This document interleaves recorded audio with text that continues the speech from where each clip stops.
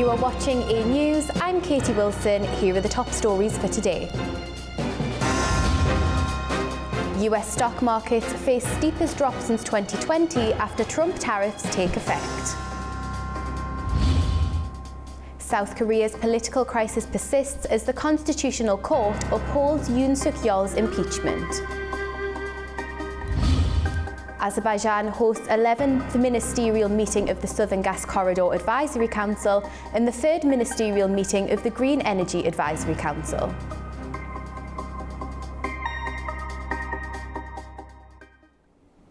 Global markets are in turmoil after US President Donald Trump announced sweeping new tariffs. The decision has triggered a sharp sell-off in stocks worldwide, with major indexes suffering their worst losses since COVID-19 in 2020. As global leaders respond with threats of retaliation, analysts warn of rising inflation and the risk of an all-out trade war. The US dollar and stocks have tumbled, with investors rushing to safe haven assets after President Donald Trump's new tariffs have sent shockwaves through global financial markets. The measures were far more severe than investors anticipated.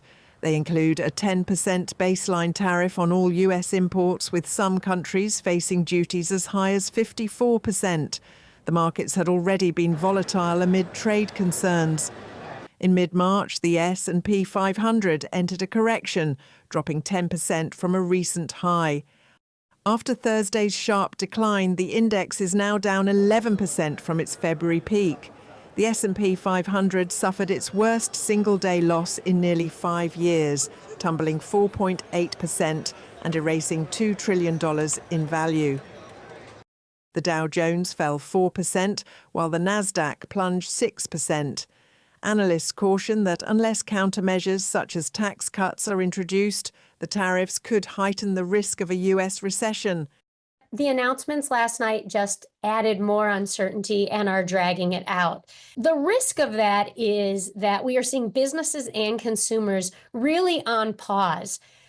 This economy was in good shape without this uncertainty. So we know we have a stable base, but as businesses and consumers pause, we could get a self-fulfilling slowdown. We even could eventually get a recession if businesses in particular feel they can't make investment decisions.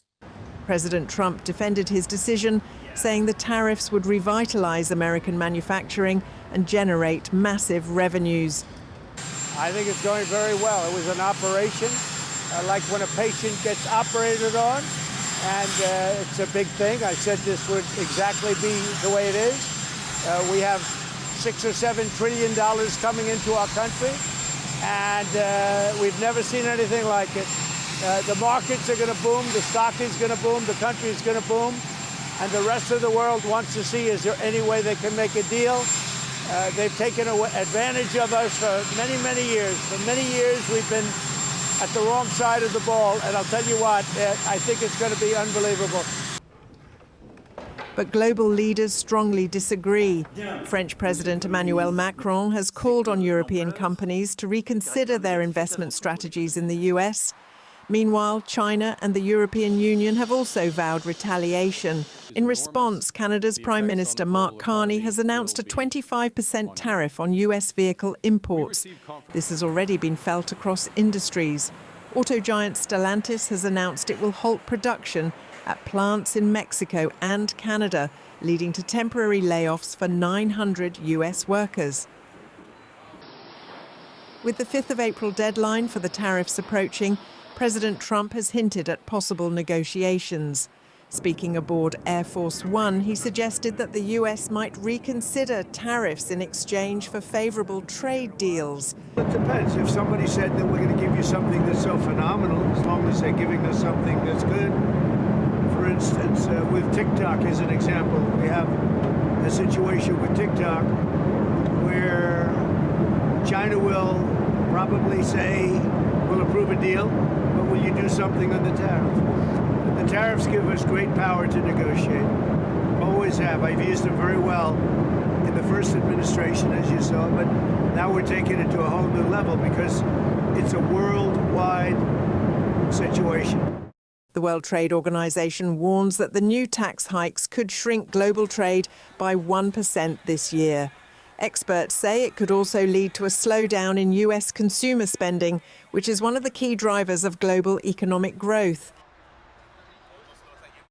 China on Friday announced a series of retaliatory measures against US tariffs, including an additional 34% tariffs on all US goods starting on April the 10th. This follows President Trump's recent imposition of a 34% tariff on Chinese products, bringing the total US tariff on Chinese goods to 54%. In addition to the tariffs, China introduced export controls on key rare earth elements crucial for manufacturing and defense technologies. Beijing also filed a complaint with the World Trade Organization over Trump's tariffs. Furthermore, 11 foreign entities were added to China's unreliable entity list, allowing for potential sanctions.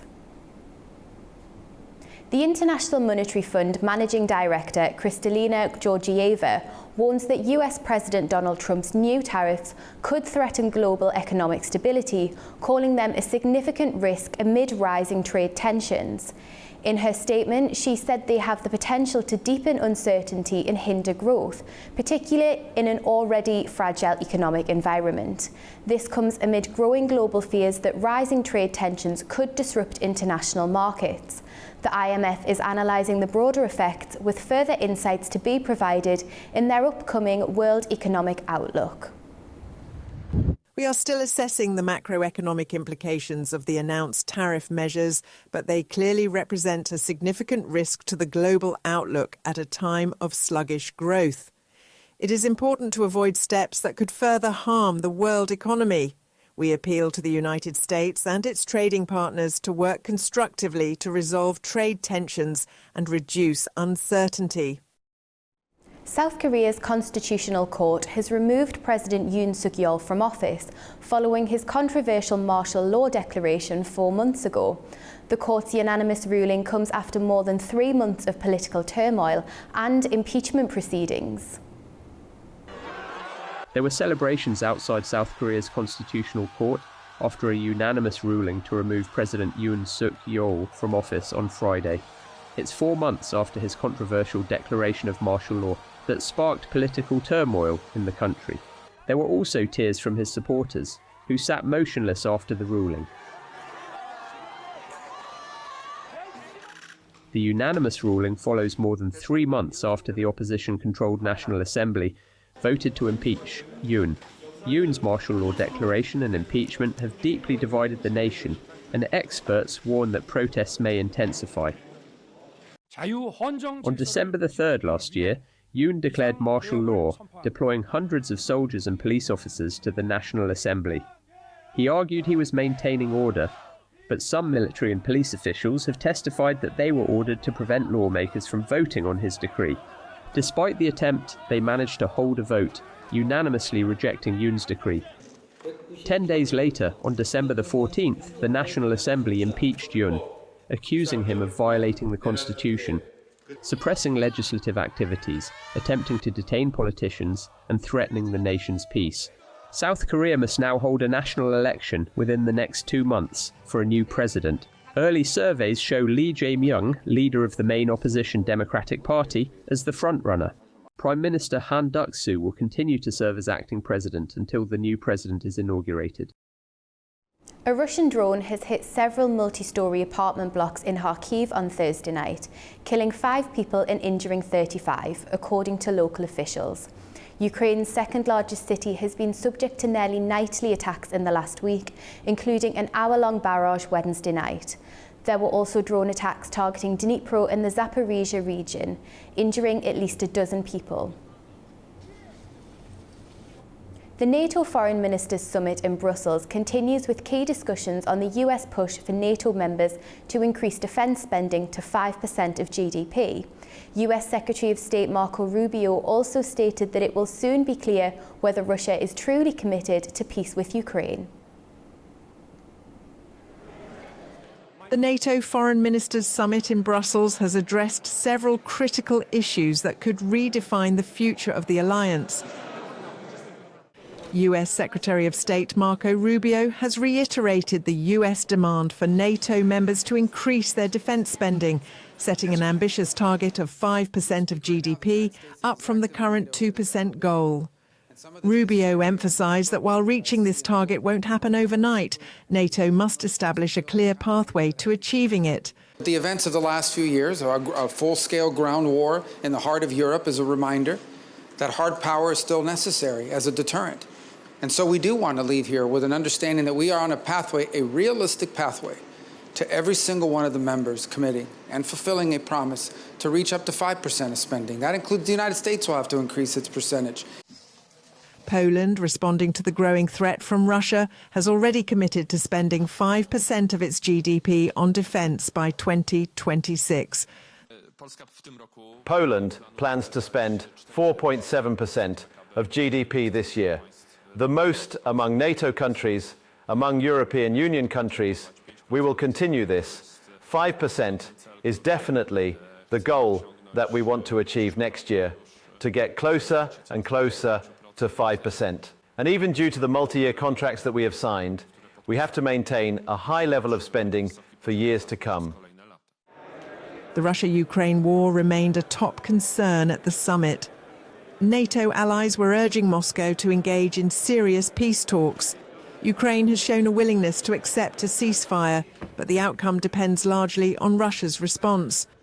US officials have stated that the US will soon determine whether Russia is serious about peace. We will know soon enough, in a matter of weeks, not months, whether Russia is serious about peace or not. I hope they are. It would be good for the world if that war ended. But obviously we have to test that proposition. NATO Secretary-General Mark Rutte weighed in on the ongoing security challenges, emphasising that NATO is united in its commitment to strengthening defence and supporting Ukraine. For NATO, it's clear. For the whole of NATO, Russia is the long-term threat. Even if this war will come to an end, let's not be naive about Russia. Nobody is naive about Russia. But when it comes to ending the war, I think it is important that the Americans are trying this, working closely with the Ukrainians. Rutte also addressed concerns about Trump's new tariffs, noting that the tariffs do not violate NATO's economic principles. He explained that while these tariffs have caused some disruption, they do not go against the core goals of NATO. Rubio also defended the tariffs, explaining that while markets are reacting to shifts in global trade, the situation is not an economic collapse. He argued that once businesses adjust to the new trade rules, markets will stabilise. Now, for more on this subject, joining me live from China is Alex Reportify, a geopolitical analyst. Thanks for joining us, Alex. Now, NATO leaders have recently warned Vladimir Putin that he must meet a deadline for a ceasefire in Ukraine, and if Russia fails to do so, it must face consequences. So, what could they mean by consequences? Well, as we just heard in the previous clip here, we're hearing that the NATO countries would like to increase their annual budget to about 5% GDP. Now, that is a considerable amount of money that is going to be put into defense. And could that mean that that will be extra money forwarded to Ukraine? Now, we have seen over the last couple of years, they have used Ukraine as kind of like a proxy to get a direct involvement with Russia. But that has absolutely failed here in the last 2 years. And moving forward, they are trying to find a way out of this to keep and save face, that's for sure. That's interesting there. Thinking about European boots on the ground, that's something that's being discussed. Is that something that Russia will eventually have to accept? You know, I don't think Russia will accept that whatsoever. They have made it very clear. This is why we continue to see that this war will continue to rage on. They have tried, the new administration has tried to get both sides together and kind of dictate what each side should do. But once again, Russia remains, defiant in their goals here to be successful in their special military operation. Now, what that includes is territorial rights for Russia and pretty much, we'll call it a demilitarized zone between both countries. That is Russia's very clear policy. They're going to stand by it. There is no negotiation on it. And as we see this war continue to rage on, Ukraine loses more territory, Ukraine loses more men, and Ukraine falls deeper and deeper into debt to countries like the United States of America and, of course, the European Union. Thank you for your analysis there. That was Alex Reportify, a geopolitical analyst. Thank you. Now, in our previous Context talk show, we discussed the dynamics of current and future cooperation between NATO and Ukraine with Andriy Ordinevich, defence expert and retired colonel from the Armed Forces of Ukraine. Article 5, if country decided not to be involved but support only politically, they can do it. But only which country would, based on their solution or decision of their parliaments and political leadership, could do it. Right now, we are not, what I do understand the reality, we are not yet approached to finalize such kind of format of involvement under Article 5, but it was political discussion that, like from Premier Minister of Italy, who offered the possibility to apply Article 5 or so-called Article 5.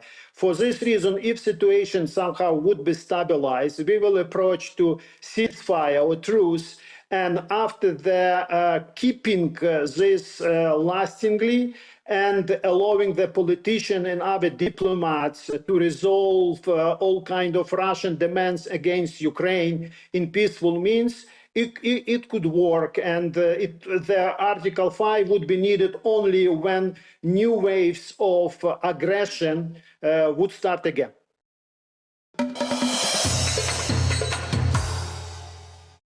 The historic Central Asia-European Union Summit is underway in Samarkand, bringing together leaders from the region and top EU representatives for the first time. European Commission President Ursula von der Leyen outlined key areas of cooperation with Central Asia. Our correspondent Fariza Kalamazina has the details. The summit focuses on strengthening ties between Central Asia and the European Union. One of the main priorities is developing transport corridors, and the European Union is ready to finance projects, including the Trans-Caspian roads, to help with trade. Last year, traffic along the Trans-Caspian International Transport Road rose by 62%, reaching 4.5 million tons. The goal is to reach 10 million tons by 2027. Another key area of focus is critical raw materials. The European Union plans to invest in Central Asia's mining and processing industries while also providing training for specialists. Green energy is also a priority. The European Union will continue supporting clean energy projects and expanding access to high-speed satellite internet in Central Asia. President of Uzbekistan, Shavkat Mirziyoyev, noted in his speech that over the past 7 years, trade turnover between Central Asia and the European Union has increased fourfold, reaching 54 billion euros. Kazakhstan's President Kassym-Jomart Tokayev emphasized the importance of strengthening trade and economic ties. He also highlighted Kazakhstan's readiness to boost exports of 175 products valued at over $2 billion to the European Union, and encouraged European companies to use the Astana International Financial Center as a platform for investment.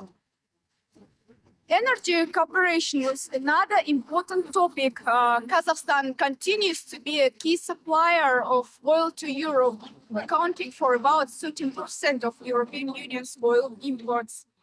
Tokayev also pointed out that Kazakhstan produces 19 of the 33 critical raw materials the European Union relies on, including uranium, titanium, and copper. He also proposed creating a regional rare earth metals research center in Astana to support businesses and investors.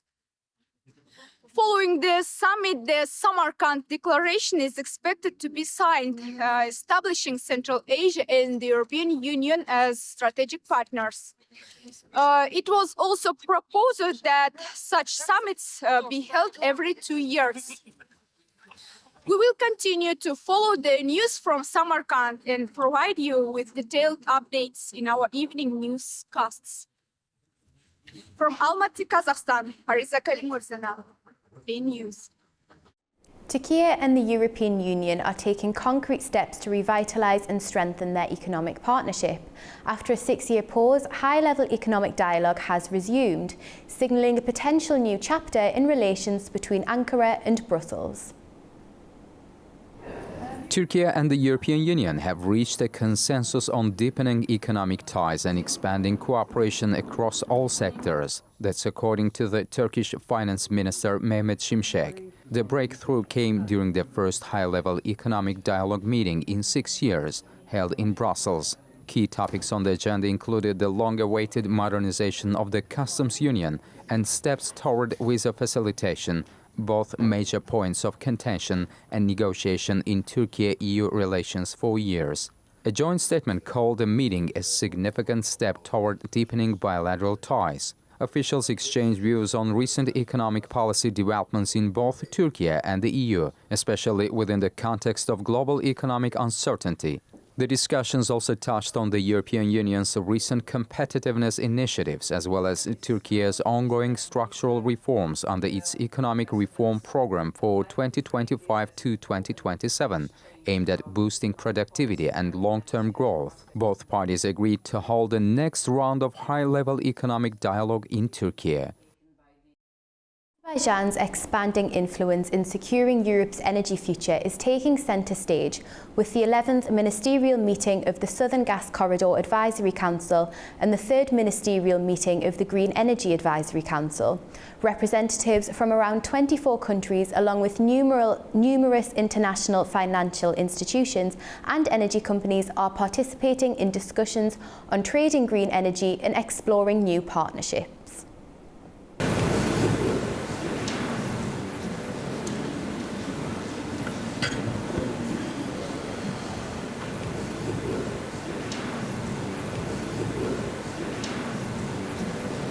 $45 billion cubic meters. That's how much Azerbaijani gas has flowed to Europe through Trans-Adriatic pipeline. But today in Baku, it's not just about numbers. Ministers, financiers and energy giants from 24 countries are gathering here to discuss what comes next, not just for the Southern Gas Corridor, but for the continent's green future.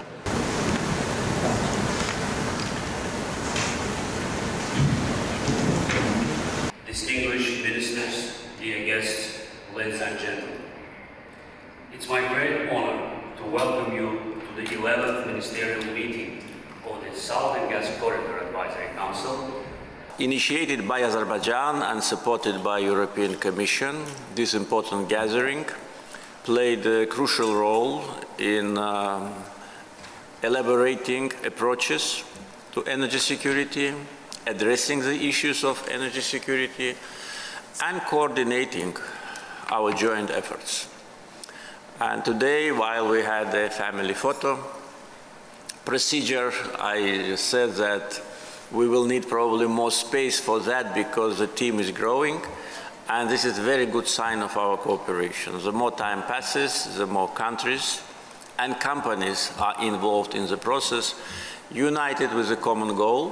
First, to strengthen cooperation, because without cooperation, none of the energy security projects would be possible.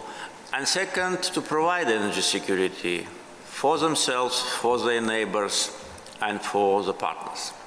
And I think the very positive spirit of partnership and cooperation which unites us is a clear demonstration of our responsibility. Responsibility of producers, transitors, and consumers. And of course, the balance of interest between the three major actors of this process, with the support of international financial institutions, made our story or stories success stories. countries, their governments, investors, companies, leading international financial institutions. So this is our team, and the team is growing. Speaking exclusively to A News, the General Manager of the Trans-Anatolian Natural Gas Pipeline in Turkey, Saltuk Düzyol, told our colleague Fikret Dolukhanov that they're ready to scale up to delivering 31 billion cubic metres annually without laying a single new pipe. When asked whether there's further potential to expand the Southern Gas Corridor from both the Turkish and European sides, Düzyol said that rising demand and strategic cooperation could pave the way for even greater capacity and connectivity in the region. Actually, we have designed our pipeline for 31 billion cubic meters per annum, although we have invested only for 16 billion cubic meters for the moment in the first two phases. But we are quite optimistic about the expansion of our network.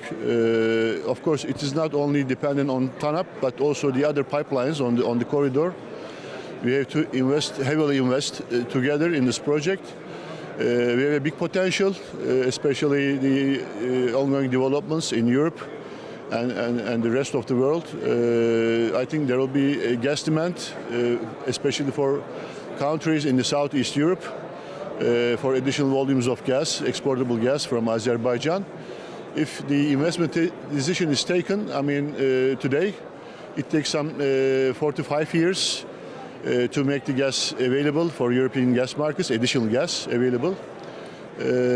Actually, we have already gone through some engineering studies for our part, for TANAP. We have made a kind of a pre-FEED study for various scenarios, for various expansion scenarios. Actually, at TANAP, initially we have kept the pipe diameter big. I mean, it's 56-inch pipeline, so easily it can be expanded up to 31 billion cubic meters, as I told you, by adding some new units to the existing compressor stations, and by investing in new compressor stations, we can easily achieve this target without making any investment at all at pipeline. So this is more or less what we are now today. Actually, after the Ukrainian war within Russia, I mean, Russian gas supplies to Europe is not continuing, so many countries, especially in the Southeast Europe, are demanding additional volumes of pipe gas because they have no access to LNG. For the Western Europe, it's not a big deal, I mean, to access this LNG, but for countries in the Southeast Europe, I think Azerbaijan is a very good alternative of gas supplier, as a gas supplier, and I think this Southern Gas Corridor may pave the way for additional gas supplies to those countries who are really in need. That's all. Yeah. Thank you. What about expansion to the east for more sources of gas? Of course, there are also promising gas fields to the further east of Azerbaijan, like Turkmenistan and other countries. I mean, as of today, I mean, we are already receiving some Turkmen gas through Iranian corridor, but in future years, I mean, we can easily have also access to Turkmen gas if we can make this Trans-Caspian pipeline. I mean, as long as the gas demand is strong, especially in big markets, big consuming markets like Europe, I think this new corridor will also be opened up sooner or later. Today is International Mine Awareness Day, and Azerbaijan is urging the international community to pressure Armenia into handing over complete and accurate mine maps. The Azerbaijani spokesperson of Foreign Affairs, Ayhan Hajizadeh, says that Armenia's minefield maps are only 25% accurate. That's according to an interview he had with Envoy magazine. He says that more than half of recent mine incidents have occurred in areas not covered by these charts. Armenia claims around 400,000 mines were planted. However, Azerbaijan estimates the figure to be closer to 1.5 million. Landmines continue to pose a serious threat to communities long after conflicts have ended, putting lives at risk, blocking progress and slowing recovery. It's a reminder of the need for global support and teamwork to clear these deadly remnants of war and help affected communities move forward.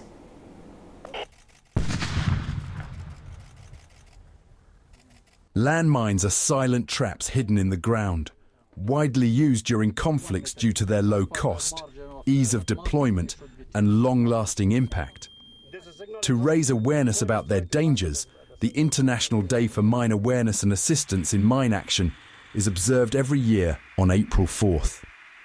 This day highlights ongoing efforts to clear mines and assist victims, emphasizing the need for global cooperation in addressing this threat. The threat posed by landmines is severe and ongoing, with over 100 million people worldwide at risk. The United Nations Mine Action Service, UNMAS, has spent over 20 years addressing the needs of communities affected by explosive hazards, focusing on the safety of civilians, peacekeepers, and humanitarians. Its work includes mine clearance, risk education, and support for affected populations. Every year, thousands of people around the world fall victim to landmines. According to the United Nations, one person is either killed or injured by these devices every hour, with children being particularly at risk.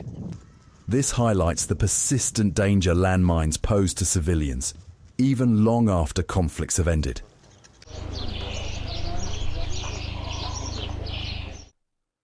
Azerbaijan, deeply affected by landmines due to the Karabakh conflict, is one of the countries that actively raise awareness about this issue. Since the conflict began, approximately 4,000 people have fallen victim to landmines. Even after the conflict ended in 2020, over 380 people have lost their lives due to landmines, underlining the ongoing risk. The country is still in the process of clearing landmines from its territory, and experts suggest it could take decades to complete this task. In addition to the human toll, landmines also have significant environmental consequences. Landmines make land and resources inaccessible, causing overuse of remaining areas and soil degradation. They also harm biodiversity by triggering explosions or leaking chemicals into soil and water. Efforts observed on International Mine Awareness Day have led to greater global focus and resources dedicated to mine action, saving lives and restoring communities. However, continued international collaboration is necessary to address widespread contamination. Sustained funding, technical expertise and cooperation are critical to ensuring the safety of affected populations and completing demining efforts. To commemorate the International Day for Mine Awareness and Assistance in Mine Action, a match between amputee football teams was held at Baku Olympic Stadium. The football match was jointly organised by the Azerbaijan Mine Action Agency and the Association of Football Federations of Azerbaijan.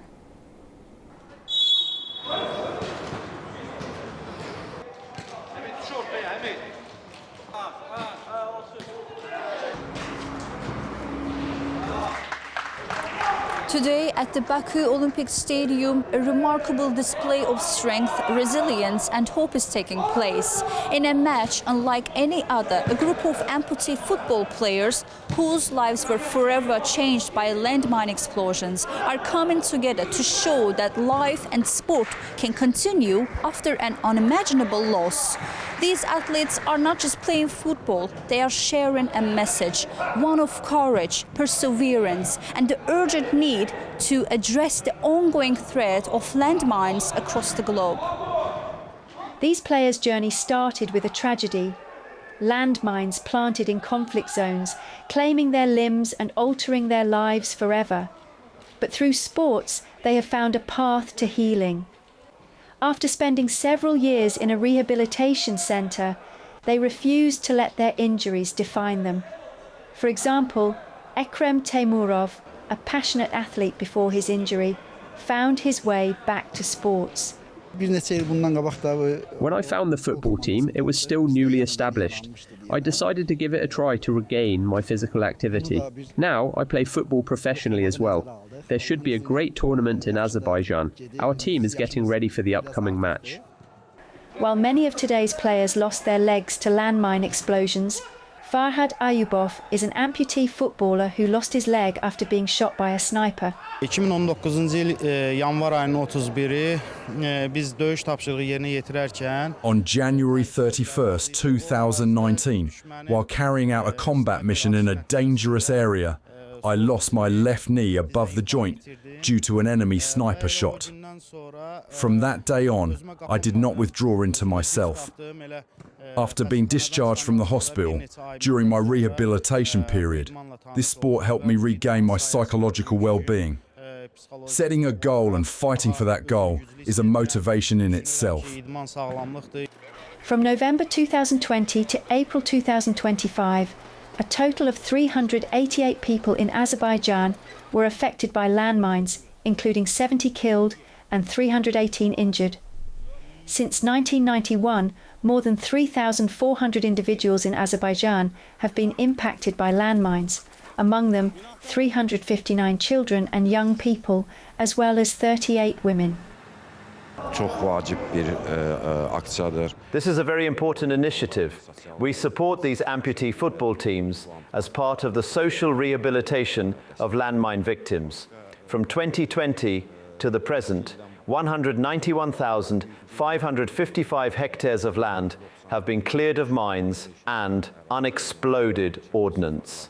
As a result of these clearance operations, more than 36,000 anti-personnel mines, over 21,000 anti-tank mines, and more than 133,000 unexploded ordnances have been detected and neutralized. Through their determination, they show that even in the face of hardship, progress is possible. In the ongoing effort to clear landmines, each step forward contributes to a safer world for all.